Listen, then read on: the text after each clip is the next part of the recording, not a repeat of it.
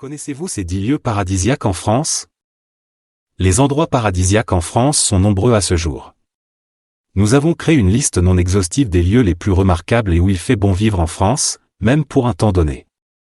Ces destinations sont cependant marquées par la beauté du paysage naturel, le charme de l'architecture ancienne et la modernité de notre pays.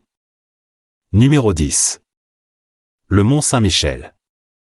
Classée monument historique depuis des siècles, elle était autrefois une étape importante sur les chemins de pèlerinage vers Saint-Jacques-de-Compostelle en Espagne.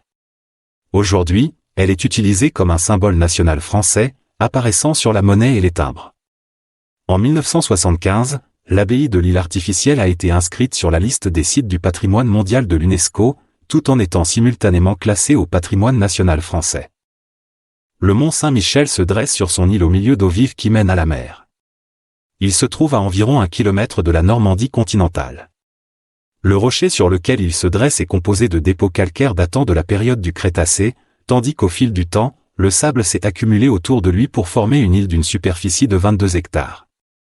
Une chapelle a été construite au sommet du mont Parobert, évêque d'Avranches qui vivait au Xe siècle. Elle a été détruite lors des invasions normandes mais reconstruite en 1144 par Richard de Belmais Ier, qui en a fait un lieu de culte. Numéro 9. Les falaises d'Étretat sont des falaises situées sur la côte de la Normandie, en France. Elles sont situées à environ 30 km au nord-est du Havre et à environ 6 km au sud-est d'Étretat.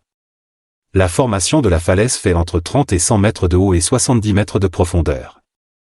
De grandes arches se sont formées par l'érosion. Ces éléments sont nommés aiguilles, châteaux, falaises et portes d'aval. Les falaises se sont formées au milieu de la période du Crétacé, il y a 90 à 66 millions d'années.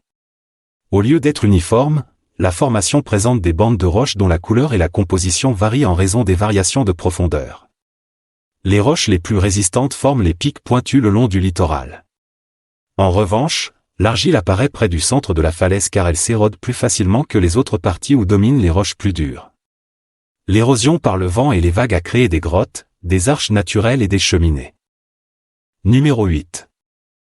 La calanque d'Envaux à Cassis. Envaux est souvent présentée comme l'une des plus belles baies de la Côte d'Azur.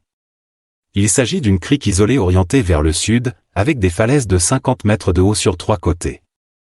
Un sentier partant de derrière l'église descend vers cette crique, qui a une ouverture vers l'ouest dans Port-Miou, où les gens ont l'habitude de se baigner ou de prendre un bain de soleil sur les grands rochers qui sont normalement très fréquentés pendant les week-ends d'été. Numéro 7.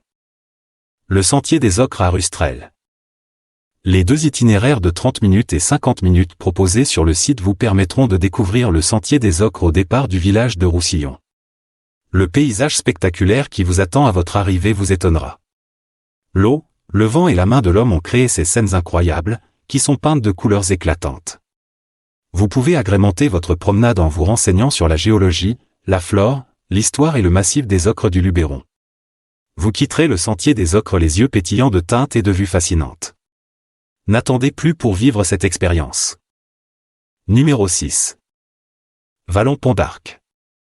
C'est un monument naturel situé dans le sud de la France, près de Remoulins.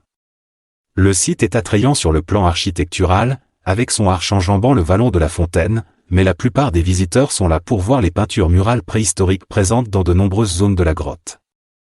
Numéro 5. Les falaises de Bonifacio. Les falaises s'étendent de Punta Mesco au nord à Punta Testa et Capo Caxia au sud sur une distance d'environ 40 km. Le paysage est spectaculaire et abrupt, avec des falaises naturelles s'élevant à plus de 500 mètres au-dessus du niveau de la mer. Le littoral comporte de nombreuses falaises et flèches abruptes qui dépassent de la mer rendant ce site spectaculaire. Numéro 4. Le lac de Sainte-Croix.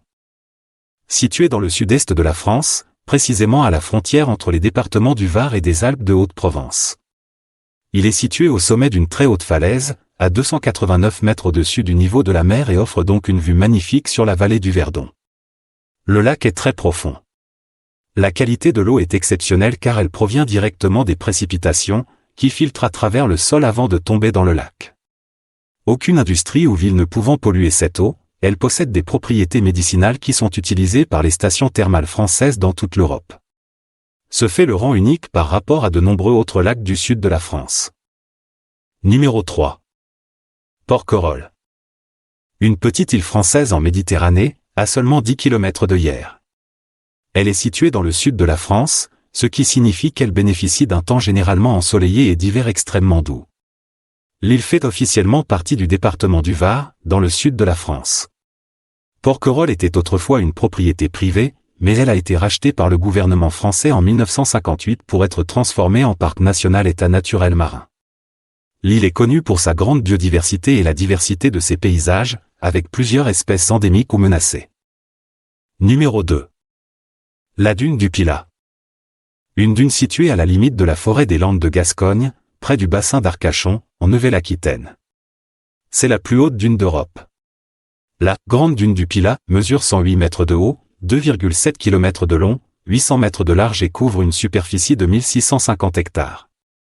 La dune fait partie de la liste du patrimoine mondial de l'UNESCO depuis 1998. La dune du Pilat est une attraction touristique bien connue dans le sud-ouest de la France. On peut la voir de loin, de l'autre côté du bassin d'Arcachon. Numéro 1. Le lac d'Annecy. Situé dans la région française d'Auvergne-Rhône-Alpes, le lac d'Annecy est l'une des destinations touristiques les plus populaires de France.